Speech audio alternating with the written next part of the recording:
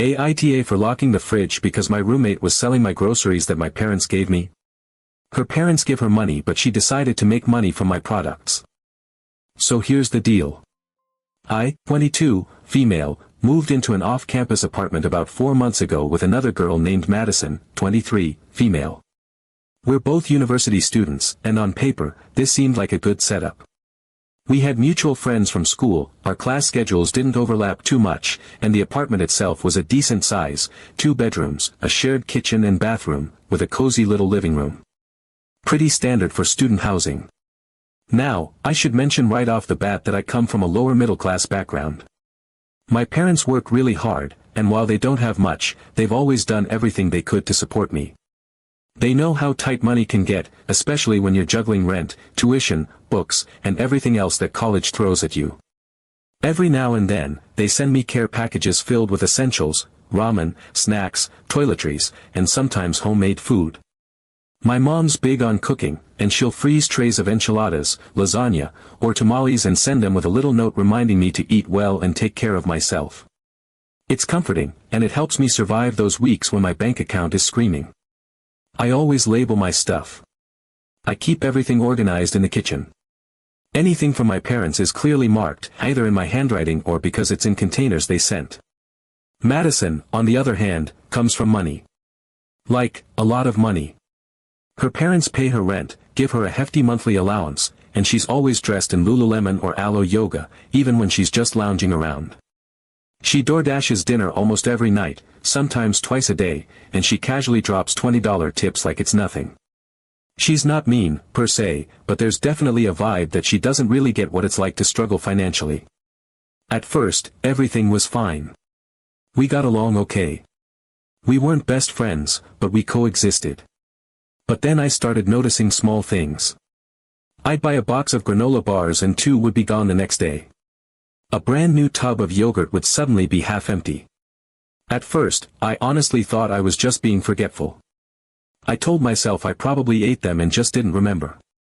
I didn't want to be paranoid or accuse anyone over a granola bar. But then things got weirder. One night, I went to the freezer looking for a tray of homemade enchiladas my mom had sent the week before. Gone. Completely gone. I knew for a fact I hadn't touched them yet. Another time, I had a sealed bag of imported chocolate-covered almonds my aunt gave me for my birthday. I came home after a long shift at work, dreaming about those almonds, only to find the bag ripped open and most of them gone. That's when I stopped gaslighting myself. Something was definitely going on. But the moment everything came crashing down was completely surreal. I was taking out my trash and bumped into a girl from another apartment down the hall. We chatted for a minute, and then out of nowhere, she mentioned how she had bought one of those cute mason jar parfaits from Madison the other day. I froze. I don't make mason jar parfaits for fun, but I had made a few recently using the ingredients from my last care package: Greek yogurt, berries, granola, even honey from a little farm stand back home. I had made them for myself and kept them in the fridge, sealed with lids. I asked her what the parfait looked like. She described it exactly. Down to the twine my mom wrapped around the jar, to make it cute. I went back to the apartment and confronted Madison. I didn't yell, I didn't go full meltdown. I just asked her if she had been taking my food and, more specifically, if she had been selling it. She didn't even blink. She said, and I quote, "We're roommates. We're supposed to share." Like this was the most natural thing in the world. I couldn't believe it. Sharing is one thing. Offering someone a snack when they're having a rough day is kindness. But taking someone else's food that was sent with love, that I need to survive, and selling it? That's theft. And it's cruel. I told her straight up that it was unacceptable and that it couldn't happen again. I expected at least some kind of apology or maybe denial, but she doubled down. She said I was being dramatic, that it was just food, and that I should relax. She said that since she shares her DoorDash sometimes, it's only fair that I share my stuff too. Except I never asked her for her food. I never touched anything of hers, not even once. So I took action. I bought a mini fridge. It cost me almost an entire week's paycheck, but I figured it was the only way to protect my food. I set it up in my room, added a lock, and moved everything inside, yogurt, meals, even snacks. I left a note on the kitchen fridge explaining that from now on, none of my items would be stored in the shared space. Madison lost her mind. She came storming into my room, furious. She said I was creating a hostile environment and that locking up food was paranoid behavior. She said I was ruining the communal spirit of the apartment and acting like I didn't trust her. I told her, very calmly, that trust had to be earned and she had actively destroyed it. She called me petty, controlling, selfish. After that, things got tense. She stopped speaking to me except to make passive-aggressive comments. She started loudly telling her friends that I was a crazy control freak and obsessed with her food. She even accused me of hoarding because I had stocked up on essentials in my mini fridge and wasn't willing to contribute to the apartment. I tried to ignore it. I stayed out of her way. I kept the peace. But deep down, I was hurt.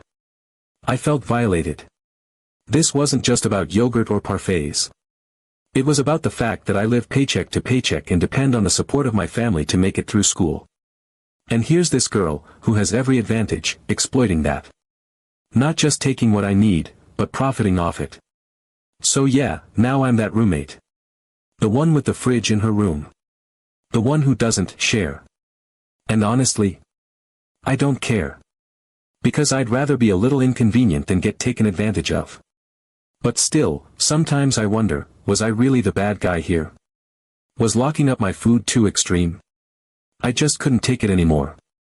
And I can't stop wondering, am I the asshole? Update 1. So I thought that would be the end of it, right? I figured once I moved everything into my room, once I physically removed my groceries from the shared space and put a literal lock on my mini fridge, that would be enough of a boundary even Madison couldn't twist her way around. I genuinely believed that would close the chapter. No more communal spirit nonsense, no more disappearing food, and definitely no more makeshift resale operation out of my homemade snacks. Wrong. 2 nights ago, I came back from a late shift at the campus cafe, totally wiped out, only to walk into my room and instantly feel that something was off. It wasn't anything obvious at first, nothing stolen, nothing trashed, but then I looked at the corner where my mini fridge sat. The lock was twisted. Not broken, but clearly tampered with. The latch was bent halfway open and there were fine little scratches all around the keyhole, the kind that only show up if someone's been prying or poking at it. My stomach dropped. This wasn't just some passive-aggressive tantrum. Someone had actually tried to break into my fridge. I keep a little security camera in my room. It's not for drama, my laptop, my school files, and a few heirloom items from my grandmother are all in there. My room is my safe space, and with Madison already pushing boundaries, I'd installed the camera months ago, long before I ever imagined I'd be using it to catch someone red-handed trying to steal snacks. I pulled up the footage, and there she was. Madison. Wearing gloves. Crouched in front of my fridge with what looked like a butter knife, jiggling the latch and inspecting the lock like she was auditioning for a low-budget heist movie. It wasn't a quick attempt either. She was there for nearly 10 minutes, trying different angles, backing off when she heard a sound, then returning like some kind of food bandit on a mission. At that point, I was equal parts furious and exhausted. It was almost 1 a.m., I was coming off an 8-hour shift, and now I had to process the fact that my own roommate had literally tried to break into my private fridge. I didn't say anything that night. I barely slept. I kept replaying the footage in my head, trying to wrap my mind around how deeply entitled and shameless you have to be to do something like that. The next morning, I confronted her. I didn't yell, I didn't have the energy. I just asked her what the hell she was thinking. And right on cue, the tears started. She said she was desperate, that she hadn't eaten a real meal in 2 days because she'd accidentally spent all her allowance on makeup and skincare. She said she didn't want to bother her parents because they already think she's irresponsible. The kicker. She tried to make it sound like this was somehow my fault, for locking things up, for not helping out, for leaving her with no options. I reminded her, very plainly, that she could have gone to the grocery store. That there's a student food pantry 2 blocks from our apartment. That she has no problem door dashing sushi at midnight when it suits her. That what she did was, point blank, attempted theft. And worse, she did it in my private space, where she had no right to be. I told her I'd be invoicing her for the damages, the bent lock, the replacement latch, the few items she somehow still managed to snag before I got the fridge locked up, including a container of chicken mole my mom had shipped overnight for my birthday. Her response? She actually laughed. Laughed. She said, and I quote, "Good luck getting any money from me." Like it was some kind of joke. That was the moment the sympathy I'd been clinging to finally snapped. I tried to be understanding. I tried to set boundaries without making it into a full-on war. I told myself she was just immature, just thoughtless, just spoiled. But now I saw it clearly, she wasn't clueless. She didn't feel entitled out of ignorance. She felt entitled because she genuinely believed that nothing had consequences for her. That she could do whatever she wanted, and the worst that would happen is someone else would clean up the mess. So I did invoice her. $87. Itemized. For the lock. The replacement latch. And some of the food she still managed to snag before I locked things up. Update 2. After I sent Madison the bill, she simply ignored it. No reply, no acknowledgement, not even a flippant emoji or passive-aggressive comment in the kitchen. She acted like it didn't happen, which, honestly, was the most predictable thing she could have done. It was a very her move, deny, deflect, and hope it all goes away. I wasn't surprised. I didn't expect her to Venmo me or drop a check on the kitchen counter. But I also didn't expect what happened next. It started with a few notifications, harmless at first. I assumed it was just Instagram stuff, maybe some memes from friends or people liking photos of my dog. But then the messages started to shift in tone. They came from people I didn't know, usernames that didn't ring any bells. They weren't trolls exactly, just people who clearly thought they knew something. The first message read, "Why are you making fun of Madison?" Then another, "She said you took all her food." And the one that really threw me, "Do you really keep the fridge in your room so she can't eat anything?" At first, I laughed because of how bizarre it sounded. Then the pit in my stomach formed when I realized this wasn't a one-off. These people were parroting her exact words. Her narrative. Word for word. She had started telling people, online, maybe in class, definitely in group chats, that I was hoarding food, that I was intentionally starving her, that I had some twisted power play going on where I kept all the good stuff locked away to punish her. She painted herself as this poor, struggling student left to beg for scraps while her cruel roommate lounged in luxury with a fridge full of gourmet meals. The audacity would have been funny if it hadn't actually worked. Because people believed her. Strangers believed her. Some were angry. Some were just confused and asking for my side. But all of them had been fed the same version of events, and I hadn't even realized I was in the middle of some twisted public relations war. Then came the screenshot that broke the illusion. One of the girls who had messaged me earlier sent a follow-up with a picture from a private story or group chat, I'm still not sure which. It was a photo of my mini fridge, with a caption that read, "She took all the food. I haven't eaten in 2 days." There was a crying selfie attached, one of those perfectly lit, glossy-tiered photos that look ripped from a soap opera. It was such a stark contrast to the girl I had just seen waltz in the door with a pink drink from Starbucks, balancing a bag of sushi and a package from Amazon. The disconnect made me furious. Not just at the lie itself, but at how easy it had been for her to twist everything. She turned me into a villain without even confronting me.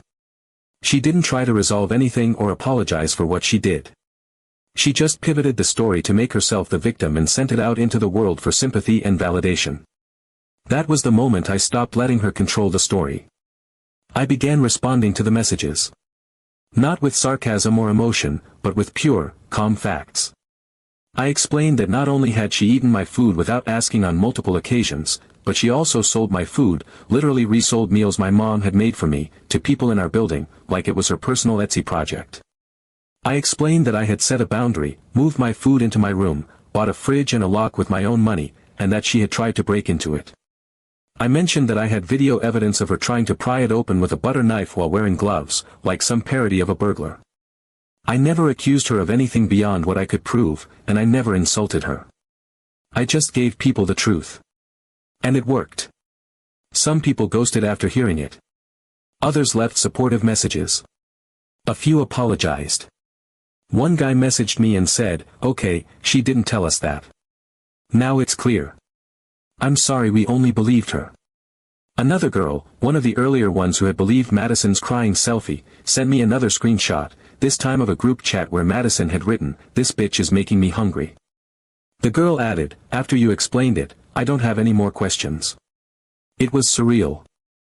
This whole ordeal had made me feel isolated and small, like I was somehow the one who had to defend myself for protecting what little I had. And now, slowly but surely, the fog was lifting. I still got the occasional message here and there, sometimes a sarcastic comment, sometimes a question disguised as concern, but the tone had changed. People were realizing that things weren't as simple as Madison made them out to be. That the girl who played the victim wasn't so innocent after all. The entire experience was draining. It felt like I was stuck in this emotional crossfire, fighting battles I didn't ask for and navigating a weird form of public shaming orchestrated by someone who just didn't want to own up to what she did. I came to college to learn, to grow, to chase a future my family worked hard to help me reach. Not to defend myself against an orchestrated smear campaign because I dared to lock up my yogurt. And yet, here I was, having to defend my right to personal property like I was standing trial. But what I didn't expect, what really caught me off guard, was how people responded when they had the full story. Not everyone. But enough. Enough to remind me that the world isn't made entirely of enablers and gullible followers. Some people really do care about the truth. Madison still hasn't paid the invoice. She probably never will. She still walks around the apartment like she owns the place, occasionally slamming a door or sighing loudly when I'm in the room. I don't care anymore. I've moved on. Because I didn't need the $87 as much as I needed to be heard. I needed the narrative to be corrected. I needed the truth to be known. And now it is. People have understood the truth. Update 3. And here is the final twist to what felt like a bizarre sitcom that had swallowed my life whole and spit it back out as a Reddit thread. A few days after the storm of DMs, the group chat drama, and the slew of gaslighty Instagram stories, Madison abruptly packed her things.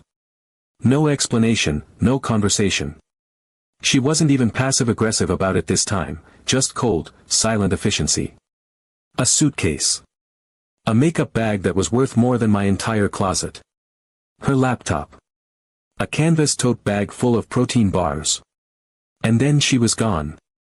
She told me she was going to her parents' house for a break. I didn't ask how long she'd be gone. I didn't really care. The apartment was blissfully quiet. No doors slamming, no sighing when I walked into a room, no strangers wandering in and out with mason jar parfaits in their hands. I spent the next few days studying in peace, catching up on lectures, cooking for myself without labeling every single container like I was managing a science lab. I honestly thought she'd come back. That she'd let things cool off, put on a face mask, and strut through the door like nothing ever happened. I figured she'd bring a new narrative with her too, something about how she needed space to heal from betrayal, or how some people just don't know how to share. I had mentally prepared for the eye rolls and fake smiles. But then, exactly 1 week later, I received an email. It wasn't from Madison. It was from her father. At first, I thought it was spam. Who gets emails from their roommate's parents? But it was real. Professional. Calm. Respectful. He introduced himself, explained that he had recently been made aware of a situation involving his daughter, and politely asked if I would be willing to share my version of events. He said he had only heard fragments and was hoping to get a clearer understanding. I paused for a long time before responding. I wasn't sure what to say. Part of me didn't want to get involved with her family, but another part, the part still raw from the fact that this girl had defamed me to half the campus, wanted someone in her life to finally know the truth. So I did what I've done this whole time. I told the truth. I wrote a summary of what had happened, as neutrally as I could. I explained that Madison had been taking my food without permission, reselling it to other students, and had even attempted to break into my locked mini fridge after I moved it into my room. I attached screenshots of the messages and the group chat posts that had started surfacing. And, yes, I included the security footage, grainy, time-stamped, undeniable. A girl in gloves with a butter knife, crouched like she was about to audition for a knockoff mission, impossible. That evening, he wrote back. His tone was gracious but firm. He thanked me for the detailed explanation, said he was deeply disappointed in his daughter's behavior, and offered a sincere apology on her behalf. He said she had misrepresented the situation quite severely and assured me that he would personally reimburse me for all the expenses related to the fridge incident. Not only did he transfer the $87 in full, but he also added $50 for the stress and emotional toll and said he hoped it would help with anything I might need to feel secure in my living space again. And honestly, I was stunned. Because in all of this, through the manipulation, the lies, the targeted messages, I hadn't expected accountability. I hadn't expected anyone in her world to say, that was wrong. But her dad did. It didn't erase what she did, but it felt like a small win. Like the truth had finally traveled farther than the story she spun. But the saga wasn't quite finished. A few days later, a post appeared in our university's student Facebook group. Anonymous, but not really. It was a long-winded rant about a toxic roommate who locks up food and blackmails people for money. The words practically vibrated with Madison's energy, self-righteous, theatrical, just vague enough to sound like a call for justice but detailed enough that anyone who knew the situation would recognize it immediately. The post tried to make it sound like I was some kind of food tyrant, guarding my refrigerator like smog hoarded gold, and that I had demanded money from a poor, starving roommate as emotional revenge. The comments section lit up. Some people defended the poster, saying that food should be communal in a shared apartment, that locking it up was extreme. But most weren't buying it. They started asking questions. If the situation was so unfair, why hadn't the starving roommate just bought her own food? Why was she blackmailed for money but had enough cash for new clothes and Uber Eats? And then, as if on cue, one of the girls who had messaged me during the earlier drama dropped a bombshell in the comments. She posted the exact screenshot Madison had sent to their group chat weeks earlier, the one where she admitted, in her own words, that she just wanted to make a little money off someone else's stuff. That same girl added a simple line below it, before you judge, ask why someone felt the need to lock up their own groceries in the first place. It was over after that. Madison never commented. Never tried to defend herself.